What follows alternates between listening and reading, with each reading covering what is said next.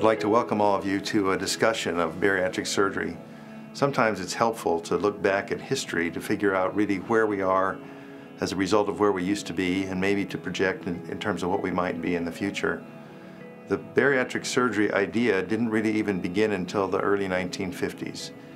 And at that time, there were a few brave surgeons who decided to try to help people with severe clinical obesity using intestinal bypasses, foreshortening the intestine so that the food and nutrient would not be absorbed, and therefore the patient could use their own stored up body mass and the fat stores to generate energy for life.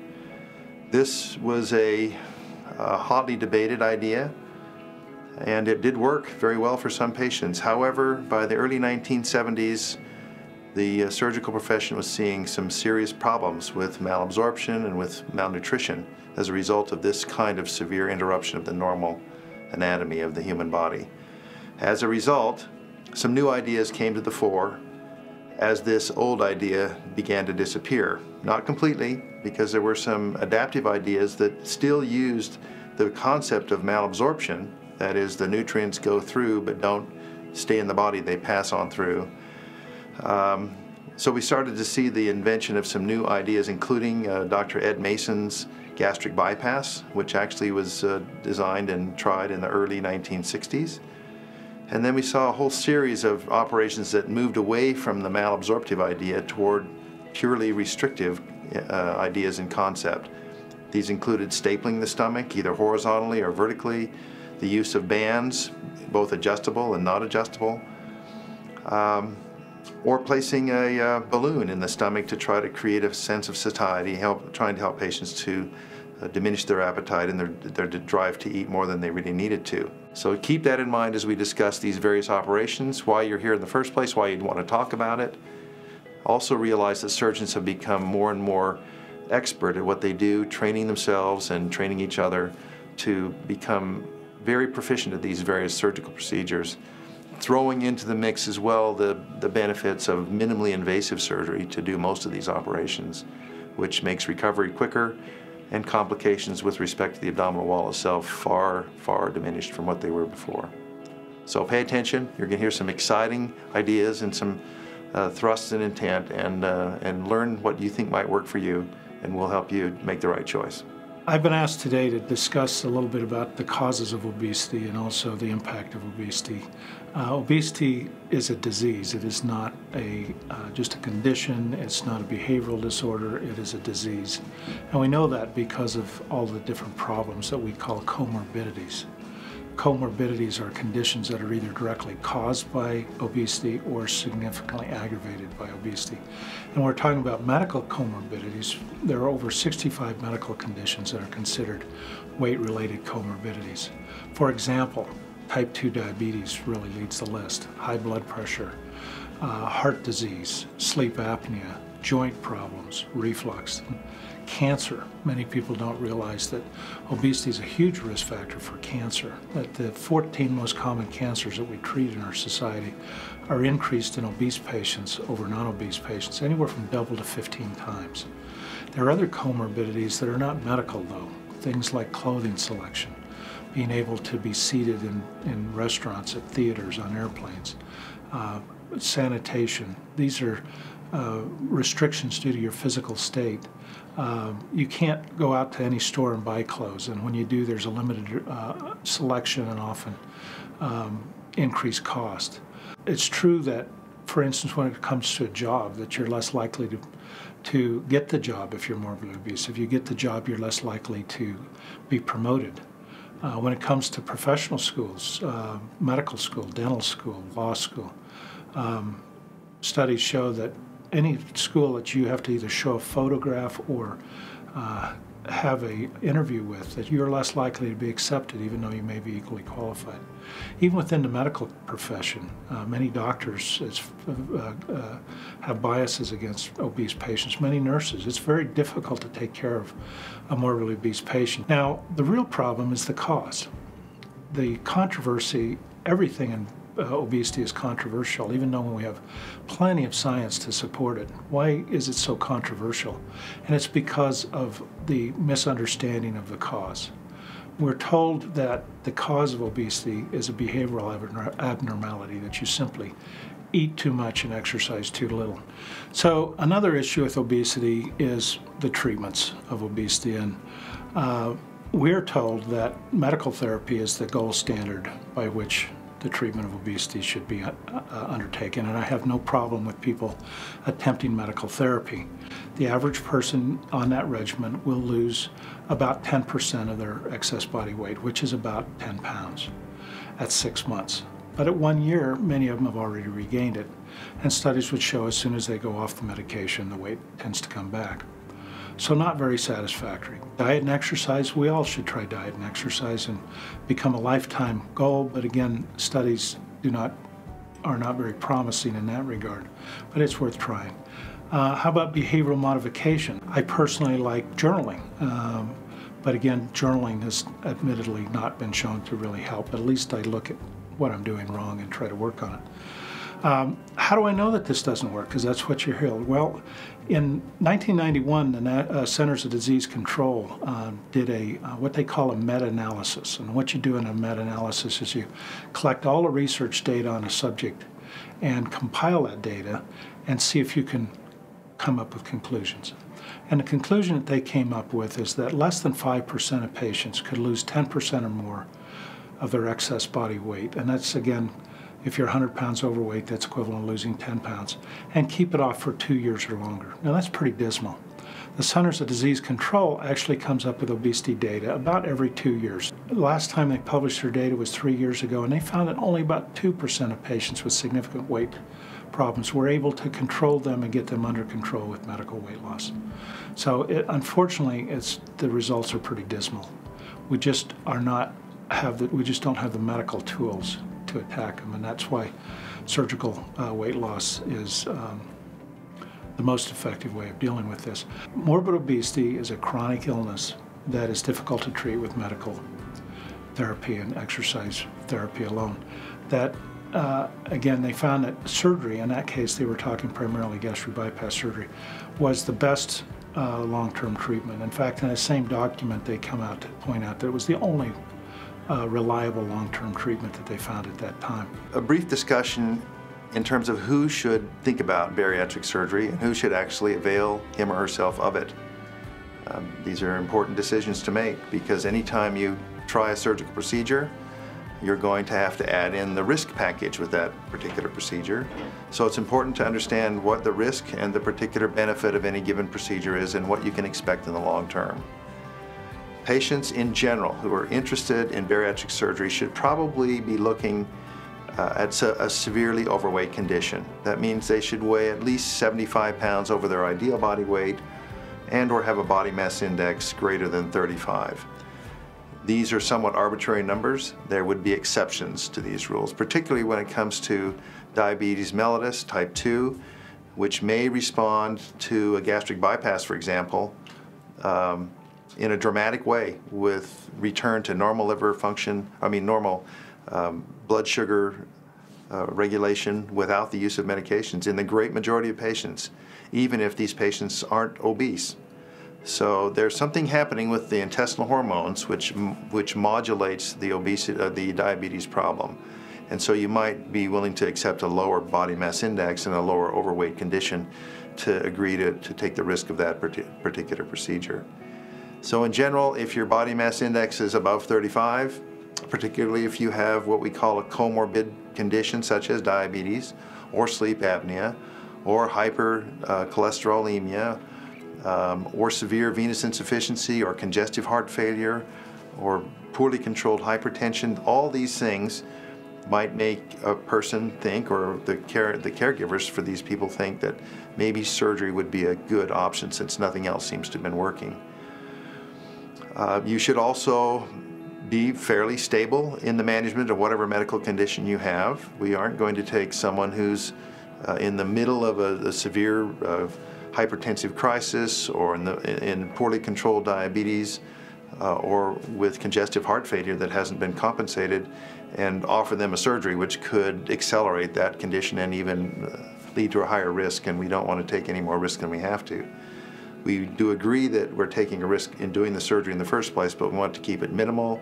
We want to keep it to where we get a good outcome, and the patients can enjoy not only a longer life, but a higher quality of life while they're allowed to live. So body mass index over 40, 35 if you have a comorbidity, and a body mass index over 40, we don't really look for those comorbidities. And these are guidelines that were published in 1991 by the National Institutes of Health here in the United States. And again, they are somewhat arbitrary. There are reasonable exceptions to these guidelines, but they at least ought to be thought about before you jump into surgery. Probably it'd be helpful to prove to yourself that you can't lose weight in some other way and maintain it. While the great majority of severely overweight patients cannot maintain weight loss over the long term, a few of them can, perhaps 3 to 5% in the best studies long term. But that 3 to 5% ought not to take the risk of surgery if they can handle it in some other way. We look for psycho-emotional stability, whether it's with the help of psychiatry and psychological counseling and or medication. We do need to have a patient who's stable and committed to long-term life. Otherwise, there's no point in doing it. And we would have to avoid patients who are suffering life-threatening illnesses such as cancers that are incurable or have a low or an unreasonable life expectation. So those are the patients that could consider weight loss surgery.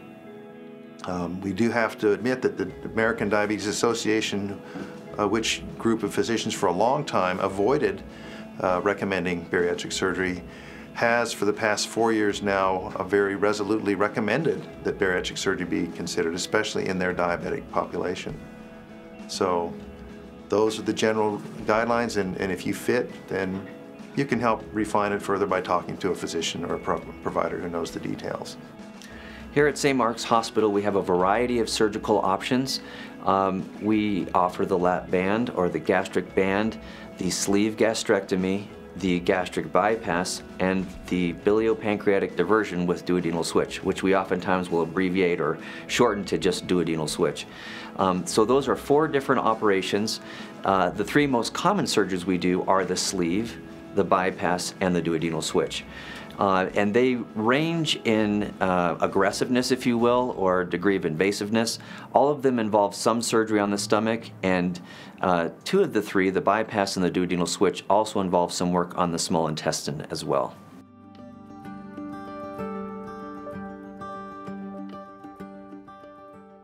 I'll start off by talking about the lesser invasive ones and then proceed. We'll start by talking about the lap band or gastric band. Now, this was a very popular option. It became FDA approved in the year 2001 and probably reached a peak of popularity about somewhere between 2004 and 2010. And at that time we were putting some lap bands in, and basically the way the surgery works is it is a ring, a plastic ring, medical grade plastic that goes around the top part of the stomach, and it acts as a brake on the food. And so it's a portion control device, if you will. The band is adjustable. It's connected, the little ring that goes around the top part of the stomach is connected by some tubing that goes to a port, which sits underneath the skin of the abdomen and is sewn onto the muscle. And we can use that port to adjust the tightness of the band. So it's been very helpful for a lot of people to lose weight.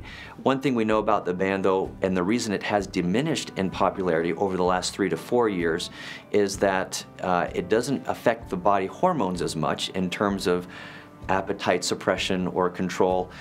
It typically works more by a pressure phenomenon. So if someone is eating and they have a small amount of food, that band will put some pressure there where they'll feel some feedback, where they will feel full and not want to eat further. The other potential issue with the band could be heartburn, not necessarily immediately after the surgery, but maybe 2 or 3 years later when food may have a tougher time going through and we might have to loosen the band. So for several reasons it's become a little bit less popular, but we do still offer it, and it has been a helpful adjunct in terms of getting more weight off for people. Regarding weight loss with the lap band, we typically see about 40 to 50% excess weight loss, which means that if you're 100 pounds overweight, you'd lose about 40 to 50 pounds on average.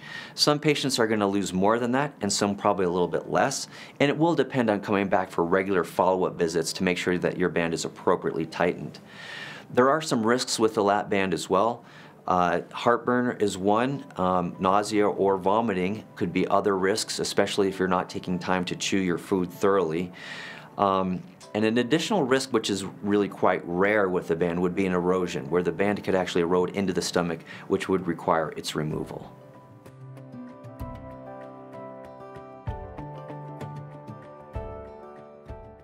Another surgery that works only on the stomach, like the band, is the sleeve gastrectomy. This surgery has become more popular in recent years. It now rivals gastric bypass as one of the more common weight loss surgeries in the country and in our practice. With the sleeve gastrectomy, we create a small tube out of the stomach. So the stomach is normally shaped like a sphere, and by using a stapling device, we are actually removing about 3/4 of the stomach, fashioning it into a tube or a cylinder. And this way, there's a little bit more pressure, a little bit more resistance into the stomach, so that when you're eating, you feel full more quickly. It also actually impacts the hormones of the body with regard to appetite and fullness, so that you're feeling less hungry even before you eat and more full after you eat a small amount of food. So the weight loss results with the sleeve are, generally speaking, higher than with the lap band. They would average between 50 and 70% excess weight loss. And they're, like the band, it does have some complications. All the weight loss procedures do.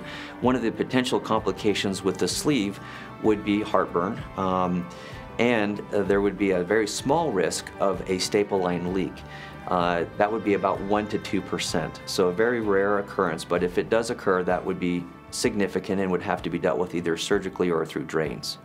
Someone would be a good candidate for sleeve who wants to lose a significant amount of weight and who also may have had lower abdominal surgery or surgery on other parts of their abdomen, like the small intestine or the colon, or if they've had a hernia repair on the lower abdomen, which was more significant, because the sleeve will then avoid any of that scar tissue by focusing mainly on the upper part of the abdomen. It's just on the stomach. So sometimes we also think of it as a good procedure for someone who may be more medically ill, that the other two surgeries that are more aggressive, the bypass and the duodenal switch, might be a little bit too much for them, and the sleeve is very helpful in that situation.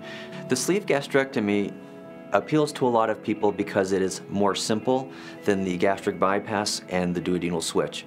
It also does not affect the small intestine, and therefore there are very few, if any, absorption problems with the sleeve gastrectomy.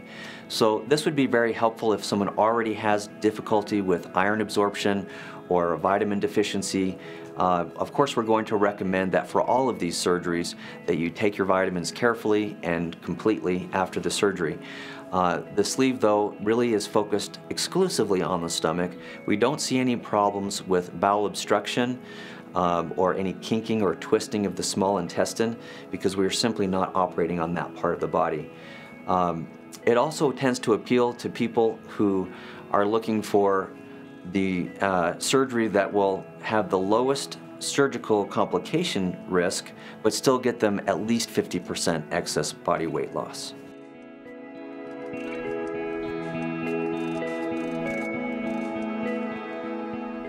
The next procedure that we will discuss in detail is the Roux-en-Y gastric bypass.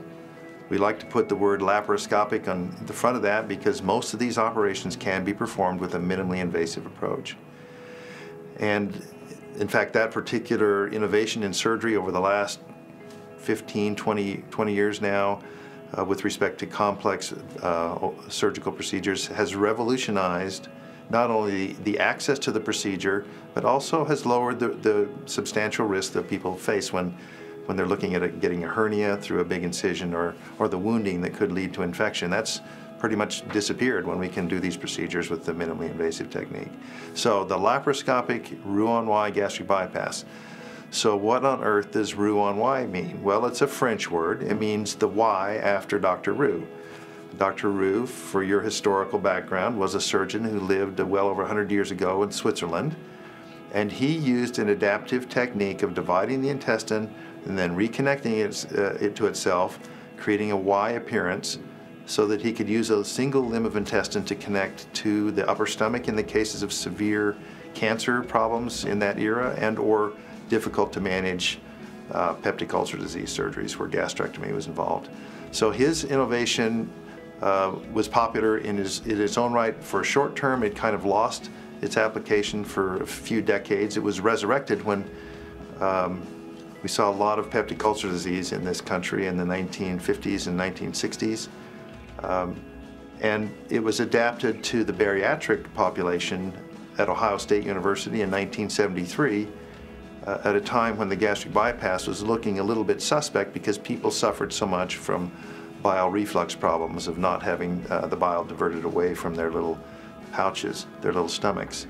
But in essence, just to review, first of all, the gastric bypass has been with us the longest. It's the most proven. We understand its risks and benefits.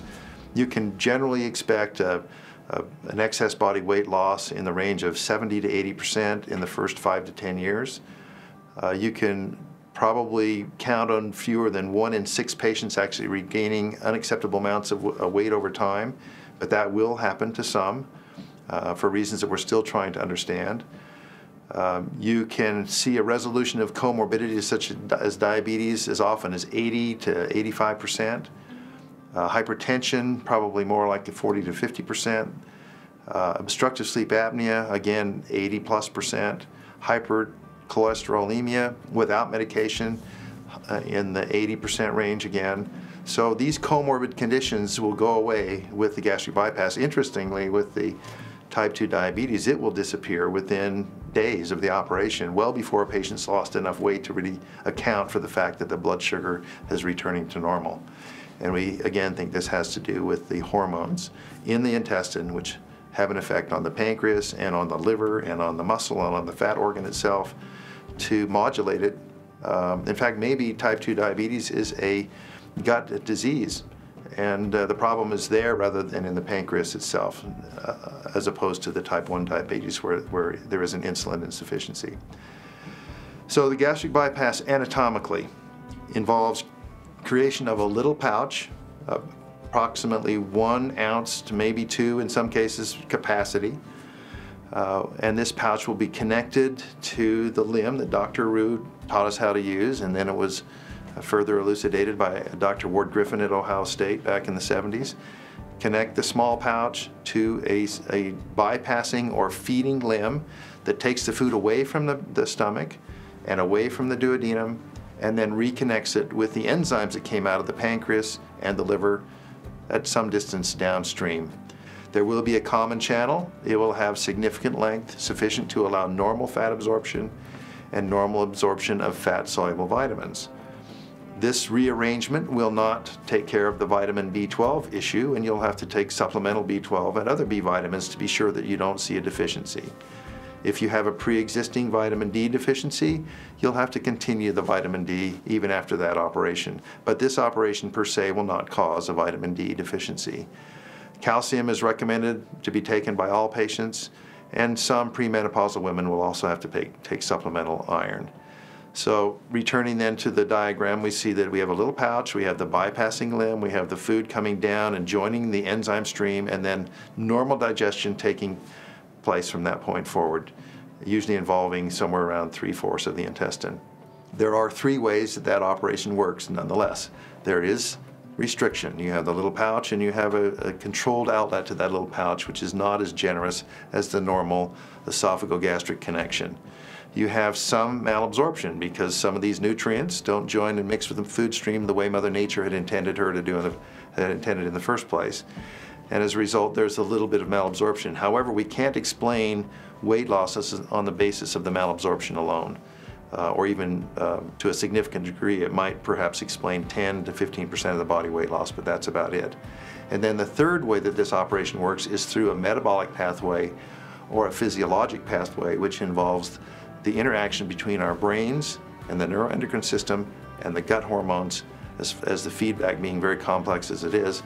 to suppress our appetite, make us less interested in food, and able to function quite normally with far fewer calories than we were used to before the operation, and to stay that way for the rest of our lives. And that's essentially the gastric bypass. Been with us the longest, we can predict the risks involved, and we're comfortable with the mechanisms of action, although I'm sure we have more to learn too. But it remains a premier operation, and one should at least think about that procedure before discussing or pursuing some other option because of its preeminence and acceptance by surgical professionals the world over for such a long time.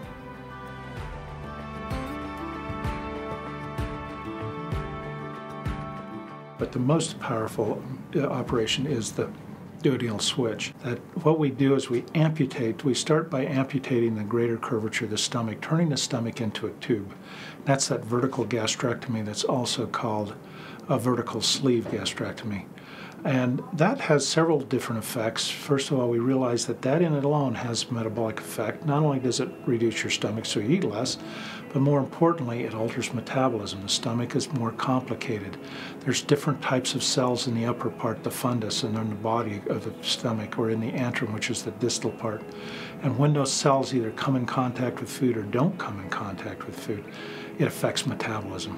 And so when you take them out of the circulation, then we go down below the stomach onto the duodenum about an inch. The duodenum is the first portion of the small intestine, and we divide that.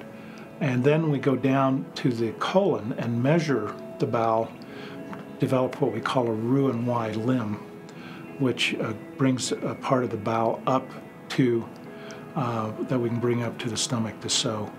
And we measure that from the colon backwards. So that the food comes down from one side, the digestive enzymes come down from another. And again, they mix where you've sewn the bowel back together, and then the digestion, most of it absorption occurs in that common channel, which is the most distal portion. In the duodenal switch, that common channel is short. It's only about 3 feet long. Now, for 35 years, we thought about this operation in terms of behavior and said it works because the stomach is made small. But that doesn't really work because everybody can eat more with time, and that doesn't correlate with weight gain. So we've said, well, we're bypassing 90% of the intestinal tract, so therefore there's substantial malabsorption. You're not absorbing as many nutrients. In theory, you're only absorbing 10% of your nutrients, right? Well, the answer is wrong. The bowel has tremendous absorptive capacity. It also has tremendous adaptive capacity. With time, the bowel adapts, so it becomes more absorptive. And so what we find is that you absorb carbohydrates fairly normally. Protein absorption is decreased maybe 10%, but in some patients probably not at all. Fat absorption is decreased, anywhere between 30 to 80%. And again, we said, well, that works because, again, not absorbing fat will give you less calories. Fat's not really a big problem when it comes to obesity. When you look at the metabolism of fat deposition and obesity, it's really related to carbohydrates, not fats. But what it does do is if you have an undigested fat that gets into the large intestine, that can cause gas and diarrhea. So for those patients that have DS, that's a good incentive for them to avoid high-fat foods. So again, it's very, very powerful. We see that patients, on average, lose greater than 80% of their excess body weight. On average, less than 10% are regaining their weight at 10 years. So very powerful weight loss, very durable operation. And again, to demonstrate its metabolic effect, we see that over 95%, anywhere from 95 in our experience, 98% of our type 2 diabetics go into remission, meaning that the disease goes away. That's compared to the gastric bypass, which is about 80 to 85%, which is excellent, versus a sleeve, which is about 70%. Most of them go into remission within the first 2 or 3 days after surgery, definitely within the first 2 weeks. So very, very powerful metabolic operation. Downside, increased complications, okay? It is more complex, and therefore there are more risks, such as leaks, to occur. Nutritionally, you have to pay attention a little bit more. Not a lot, but a little bit more, because you can get into some nutritional problems.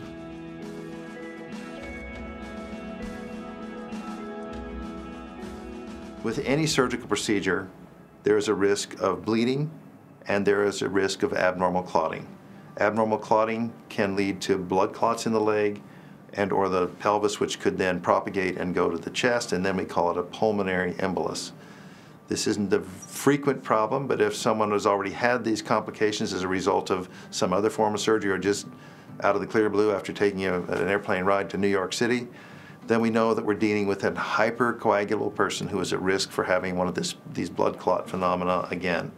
So in terms of would somebody die from this sort of operation, they don't die very often. The risk of death is somewhere in the 0.2% or 1 in 500 range in the first 30 postoperative days, and most of those deaths are as a consequence of the pulmonary embolus. Now, if you compare gastric bypass to total knee surgery, for example, or pelvic surgery, or even gallbladder surgery, it competes favorably, in fact, far safer than any kind of orthopedic procedure in terms of that particular risk. So you have to keep that in mind. These are nationwide kinds of numbers, and they're far better than most people would have predicted 15 or 20 years ago. And maybe it's because surgeons are better, we're more careful at looking at the data, and we have as a premier interest keeping a patient alive, healthy, and living happy for a long time. So other risks can involve infection. When we do stapling or we do suturing, there can be the possibility of an infection. Sometimes these infections are as a result of a failure of tissue to heal properly, leading to an intestinal or gastrointestinal leak. As it turns out, if these leaks are dealt with properly and aggressively, they needn't lead to serious complications and or death. But left untreated and neglected, of course, you can see one of the rare causes of death would be an infection. Pneumonia is possible with any operation. Recovery of normal activity and using the lungs is critical early after surgery, along with walking and being able to be up and about. We rarely see these kinds of complications in people who don't smoke and people who are walking quite regularly before they even have their surgeries. Those patients, you can almost put them in a totally different category. They're probably going to do just fine, even with respect to the infections. Some people will develop bowel obstruction. We have rearranged the intestinal anatomy, and this can either cause scar tissue or not cause sufficient scar tissue where it needs to. So bowel obstruction is a possibility. And I think the lifetime risk after a gastric bypass is probably in the 1 in 20 or 5% range, much as it would be after a hysterectomy or after an appendectomy, where they have a similar number. But the first year, 1 or 2% of patients will develop a bowel obstruction. There can be vitamin deficiencies. We mentioned already the B12 issue. You have to take supplemental B12. If acutely you're unable to eat for more than several days, you can develop an acute vitamin B1 or thiamine deficiency. And in some cases, people will get low calciums, perhaps. We're still studying that and trying to investigate whether it's really because of the surgery or other issues, but we know that the calcium absorption is impaired with a gastric bypass. Iron deficiency anemia, rarely seen in males or menopausal women, is sometimes seen in young women in their reproductive years. So we have to watch for that, and usually would recommend that those young ladies take supplemental irons every day just in case. All of these vitamin deficiency issues also have to be monitored long term, because if you don't look at what the numbers are in the bloodstream, you won't know whether you're deficient or not. And usually we can correct a problem if we know about it in advance. We rarely see heart attacks or strokes. Usually we won't operate on people where we're worried that that's an impending disaster. We rarely see poor control of some severe psychological conditions like bipolar personality or depression.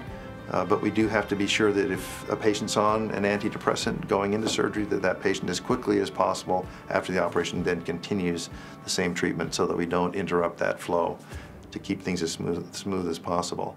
So those are the major issues.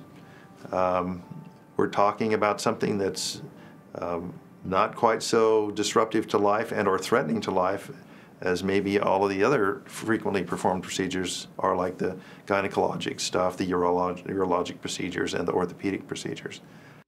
So when we think about these surgeries as a tool, like anything else, there's two parts to it. One is actually having the surgery and making sure it's done well, effectively, and safely, and that's where we obviously are here to help with that. The second part is the partnership of you making the right decisions, deciding to eat the right kinds of foods, the ones that are rich in nutrition, high in protein. Obviously, we're going to want to avoid foods that are high in carbohydrates, sugars, and fats, and keeping that portion size down, drinking lots of water, not liquid calories. So there's a real partnership that goes there, having a well-done surgery along with good compliance afterwards. And when we see those two things going together, really amazing results can happen. We're here to give you information that you can use to make an informed decision about what's best for you. We're not here to talk anybody into anything. We want you to continue to do your homework. Talk to people who've had these surgeries. Talk to people who've done well. Talk to people who've had problems. But I counsel you to talk to the individual.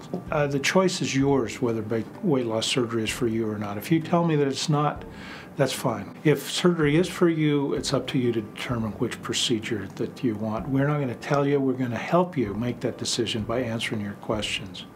Now, there are a number of obstacles to surgery. So many times I hear from patients, well, you know, everybody tells me this is the easy way out. This is not the easy way out. Unfortunately, that's the only way out, and for many of our patients. So we want you to really talk to your family, talk to people and understand, help them understand. Insurance can be an issue, we understand that, but bariatric surgery is a very unique area in medicine. It is one of the only areas of medicine that is actually cost effective. We actually save the healthcare system money. Other obstacles is just the fear of surgery, and as I've said in other portions of this, the risk is there, but the risk compared to other operations is not as high. We've tended to inflate the risk and the fear that goes along with it. On the other side, we tend to diminish or tend to underestimate what the damage of obesity has done. Obesity is now one of the world's largest problems, and yet we tend to treat it as nothing more than a personal body image issue rather than a real health issue, when it is really a major health issue.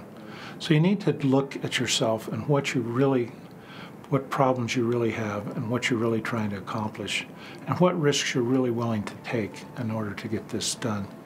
And then take a consideration of which operation is best for you. You may be thinking, what do I do next after viewing this online seminar?